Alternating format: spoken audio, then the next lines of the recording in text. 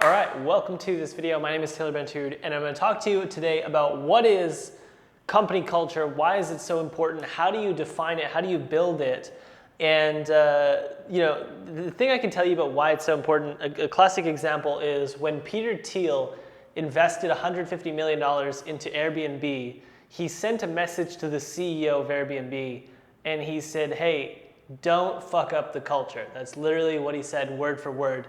And the CEO didn't really understand what that meant, and basically culture is all you have. It's the only thing that really makes you unique at a big level, like when you're at the level of Airbnb or when you're at the level of just doing $10,000, $15,000, $20,000 a month with your agency, because the technology that you build, which may make you unique, can be replicated or innovated on by someone else in another company.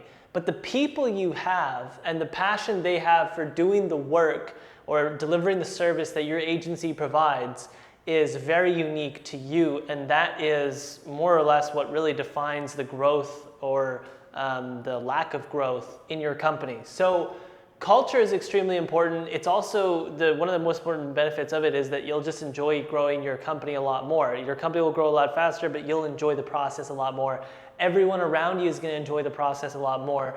And you can step out of the agency or be in the agency, and either way, it's going to grow without you, okay? So first of all, let's just define what culture is. A good short version to think of culture is more or less what each person does when you're not looking. So what people do when you're not looking. You, the founder, you, the owner, what do people do when you're not there, okay? Or when you're not in the office, or if you're running a remote agency like I am, we have to have an amazing culture because my team, I don't see them ever. Like maybe for a few days a year, or probably like 10 to 15 days a year, but most of them I never see them, and they're working at home. So I just have to trust that, our culture, our mission, our vision, our core values is what is really, pushing them to continue working and actually show up and work at least 40 hours per week full time, if they're full time, and hopefully more because they really enjoy the process. So what is your team doing when you're not looking? That's a short version of culture. A more longer version, I found this really great definition online somewhere. A way of life for a group of people, the behaviors, beliefs, values, and symbols they accept generally without thinking about them, okay? So this is a group of people who all share very similar values, beliefs, and behaviors, and without even really thinking about them too much. It's almost natural. They didn't come into the company and have to have a huge paradigm shift.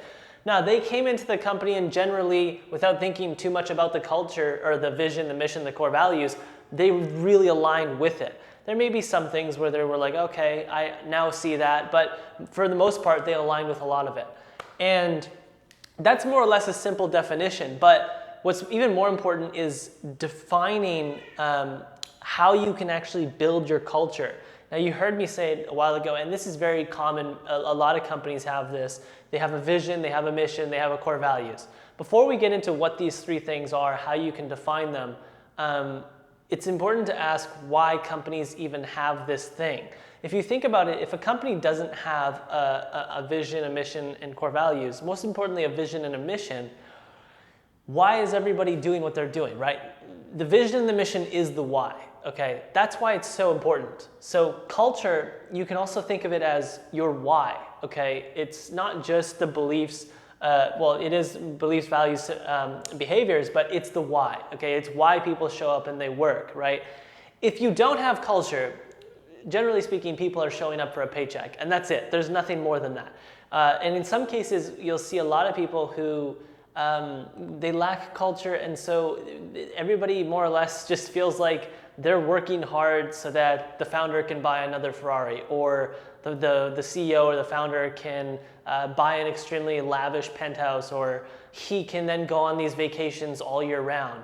And they see that and they're like, oh, we're actually just working here so that John can, live an amazing lifestyle, and we're kind of stuck at this salary, more or less. And that's what a lot of companies have. They don't have a why. They don't have a culture. And so the purpose and the reason why culture is so important, the vision, the mission, is because it gives your company a why. It's a greater than you, right? It's bigger than you. It's not just about you and your ego and, oh, I want to build this amazing company.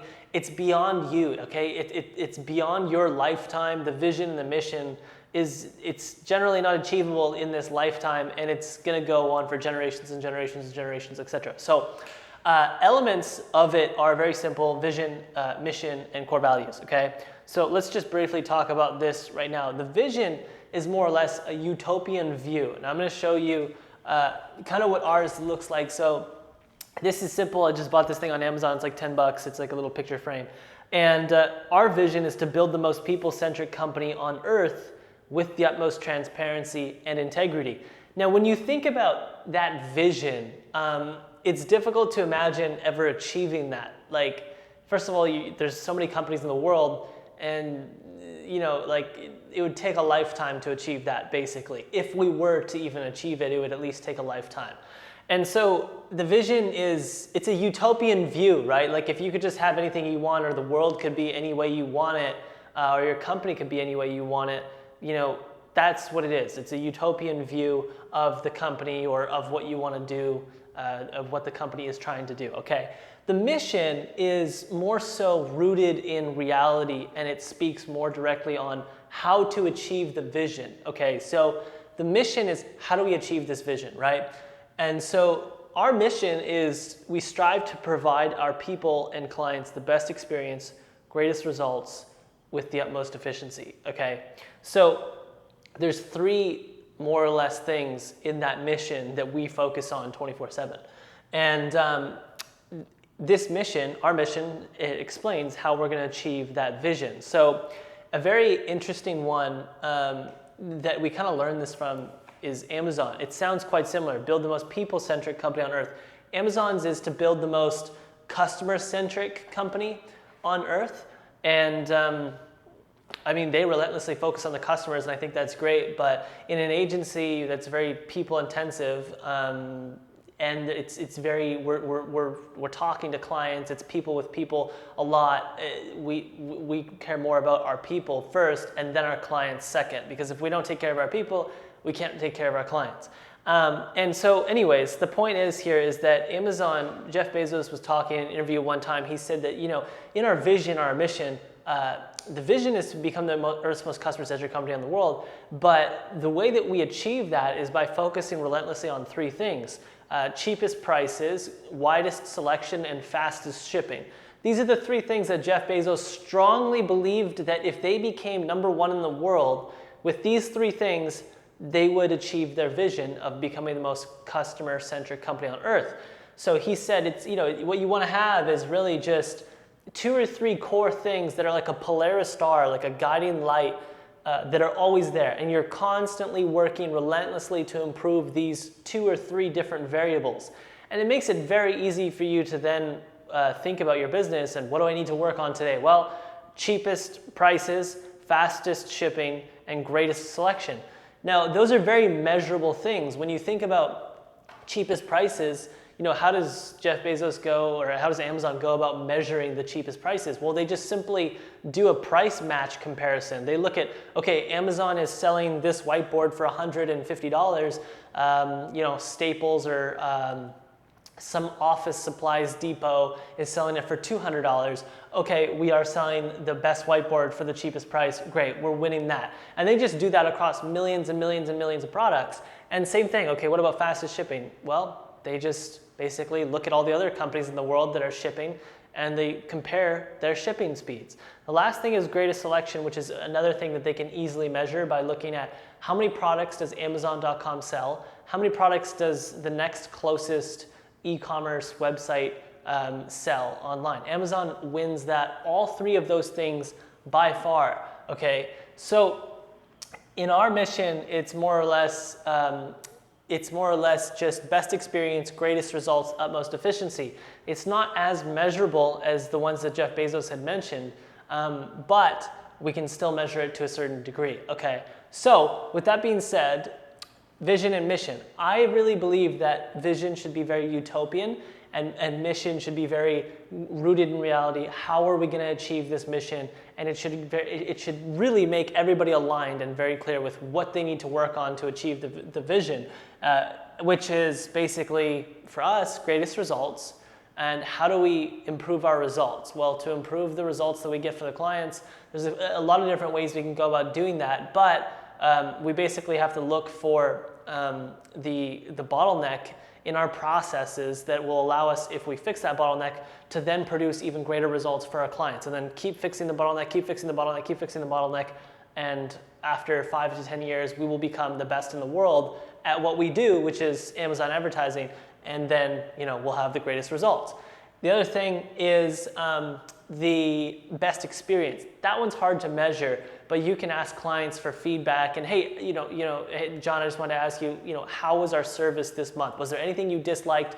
If you had to rate us 1 to 10, what would you rate us? Or 1 to 5? 5 being the best possible service I could ever imagine, 1 being absolutely terrible. Where would you rate us? You can try to get feedback from your clients because that's the only way to really measure it. But the most obvious and most simple way to measure best experience is the client leaving you? Has the client left you? Okay, what is your LTV, lifetime value of the client? How many months have they stayed with you? We've got some clients who've been with us for 3+ years, and that's the ultimate, experience, is that they're still paying you after 3 years goes by, okay? Because they really value your service. Now, core values. Let's talk about core values. These are more or less principles, values.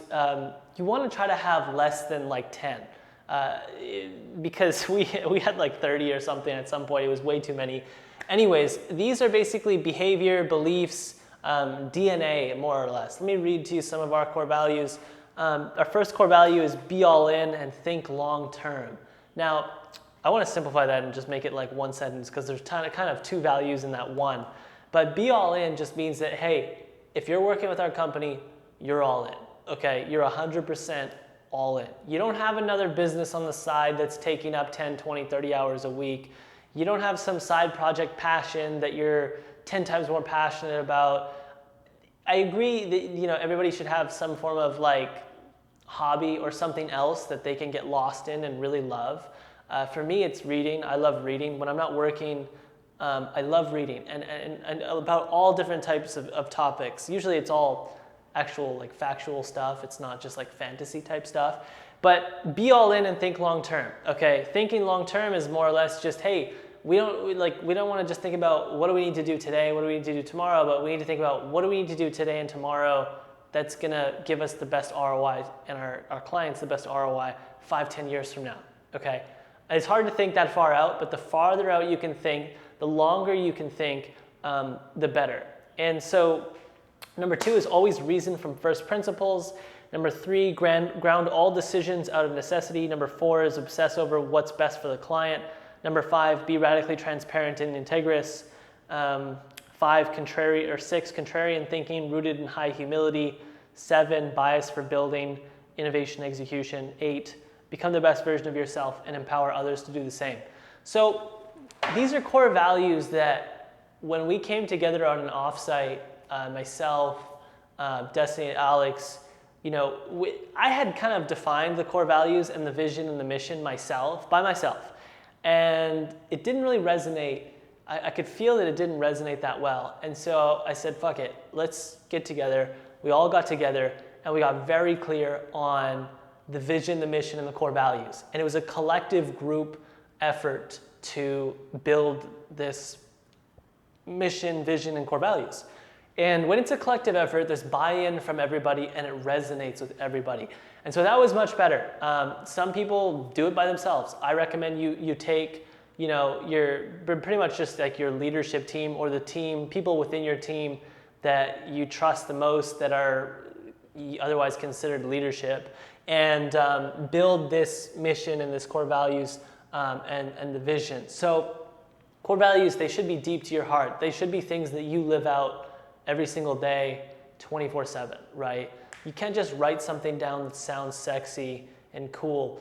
You really have to write something down that you truly believe in and that you practice every single day. That's it. Simple as that. So that's important, because if you just write down some core values and you don't actually care about them, or you do care about them but you don't do it, wait until you actually do it and it becomes part of you, like a way that you are doing life, and then you can make it a core value, right? A core value is really something, it's how you live out your life. It's not just about in your business, it's also about in your personal life every day. When you go to the grocery store, or when you're walking down a hallway and you see a piece of garbage, and do you pick it up? Do you not pick it up? That's what I'm talking about. It's not just apply. It doesn't just apply in business setting. Okay, core values apply everywhere: family, friends, business settings, non-business settings, etc. Okay, on vacation, doesn't matter where you are. So now what we've done is we've defined what culture is, why it's important, the elements that you can do to define culture. There's 3 elements: mission, or vision, mission, core values. Now let's briefly talk about how this culture thing develops and gets destroyed, okay? Now, in the beginning, there's you, right? There's you, the agency owner or the business owner, and that's it. It's just you, right? But you, believe it or not, if you have not defined your vision and your mission and your core values, it's in your subconscious somewhere. I mean, you're not just waking up every day, working 12 hours a day, slaving away on this business for no reason, okay? Maybe right now, at the stage you're at, it's just you and you're motivated by money, and that's fine, okay? A lot of people are like that in the beginning. I was like that in the beginning. I was very motivated to become financially independent, financially free, independent, right? And then you get to a point where you're at 10, 20, 30, 40, 50,000 a month, and you got, more money than you could possibly care for. Like, if your personal lifestyle is at $10,000 a month, there's really not a whole lot more you could want. I mean, some people are like, they really want a lot of shit. But, if you're living a basic lifestyle, great food, good house, vacation 2, 3, 4 times a year, 10 grand a month can get you that. So there comes a point where the money doesn't really motivate you, and you need something bigger. You need a bigger why other than making more money. That bigger why, it needs to be defined as soon as possible. The sooner the better. Even if you're just by yourself right now, you need to go and you need to define this thing, and you need to print it out, and you need to put it in this thing and put it on your desk and read it every day. And it should be something you really care about, even if it's just you right now in the company. I wish I did this 3, 4 years ago, okay? Because it gives you a bigger purpose for waking up in the morning, and you're gonna get way more done if you have a bigger why. The bigger your why, the easier the how. It's kind of as simple as that. So in the beginning, it's just you. And if you don't define this vision, this mission, and this core values, and you start hiring people, let's say it becomes you and 1 other employee, and then you and another employee, and you and 4 other employees, and there's no vision, there's no mission, there's no core values, you have a team of people who are more or less directionless. They don't have any real directions. And by that I mean, like, they know how to do their job. You might have given them SOPs, but a great culture with great people, you don't even really need good systems. If you hire somebody amazing, they come into your business, they don't really need perfect systems showing them A to Z, click here, click there, click there. That's not what it is. A great culture is a culture where somebody comes in and they can figure out what to do. You just give them the basic understanding of how you've been running things and how your processes work currently, and they're on their own. It's highly autonomous, and there is no micromanagement that needs to happen with the right person. But if you don't have a vision, a mission, and core values, these people will just start going in all different directions, and it'll cause a lot of chaos in your company. So let's say that this is like your team, and one person's going this way, one person's going that way, this way, that way, and then there's you, and you are trying to go this way, okay? And it's just, you, first of all, if you're running a remote agency like I am, it's so important that you have this like culture, and that you make sure that this thing is like the thing everybody's going after, because this is so easy to happen in a remote agency where everybody's not in an office. It's also very easy to happen when everybody's in an office, but the vision And the mission and the core values is what gets everybody rowing in the same freaking direction. And when everybody goes in the same direction, you make insanely amounts more progress, okay? So if you start to develop a good culture and you clearly define what the vision and the mission is, it gives everybody a greater why other than showing up for a paycheck, and you hire the right people that are a culture fit, okay? This is so important. This is why you need to do this, because you need to hire people that are a culture fit. So, when you define your vision, your mission, your core values, you got to ask yourself, does this person hold these values and do they care about this vision and this mission? If they don't hire them. They're not a culture fit. And there's many people that you could hire tomorrow that would make a huge impact on your business financially, and they would crush it and make you a ton of money. But if they're not a culture fit, you shouldn't hire them, because one bad egg can ruin the whole nest, all right? And if you just let one person in that is not a good person, everything else can basically be destroyed, because this one person is like a virus, and this person becomes infected, this person becomes infected. Everybody just starts like, I don't want to be here anymore, and then your whole team starts falling apart because of one bad person. One rotten egg is all it takes. So that's why you don't hire someone that's not a culture fit. And the problem is most entrepreneurs or agency owners, they don't define what their culture is at the early stages. And so what happens is they start scaling, they start hiring people, and these people that they've hired, they don't even know if they're a culture fit. Most of them aren't, because there was no culture that was defined. And so it's so important that you can do this at the stage where it's just you, or at least 2 or 3 people. I did it when we were at like 3 or 4 people. I wish I would have done it sooner. But you need to do it because it's so important to make sure that everybody's a culture fit, okay? Otherwise, this starts to happen and the whole company can just go to shit. And that's why Peter Thiel told the CEO of AirBNB, when he invested $150 million into their company, he said, the CEO of AirBNB is like, what kind of advice do you have for me for running my company? And Peter Thiel's like, don't fuck up the culture. That's it. He didn't say anything else. It was like 5 words. Don't fuck up the culture. That's it. 5 words. And that's the most important thing. Because, again, if businesses are ran by people, and people that don't have a bigger purpose other than showing up for a paycheck, and they don't have a Polaris Star that can guide them in where they need to go every single day, the company is going to fail, all right? It's just a matter of time. So, with that being said, let me see if we didn't get anything else. Great books on culture. If you want to go deep into culture, Delivering Happiness by Tony Heisch is an amazing book. How Google Works is also another amazing book. The Great Game of Business is another great book. What else do we got on culture? Those are the 3 that I can think of that are really, really, really good, okay? Delivering Happiness is one of the best. It's a really fun book to read. You'll love it. How Google Works is great, and Great Game of Business are 3 books that talk about culture. I highly recommend it. I also recommend you Google Don't Fuck Up the Culture and read the article that the CEO of AirBNB wrote about when Peter Thiel said that to him and how that conversation continued later on, okay? And with that being said, I hope you enjoyed this video. I forget who it was that commented and asked for this video, but I made it for you because you asked for it.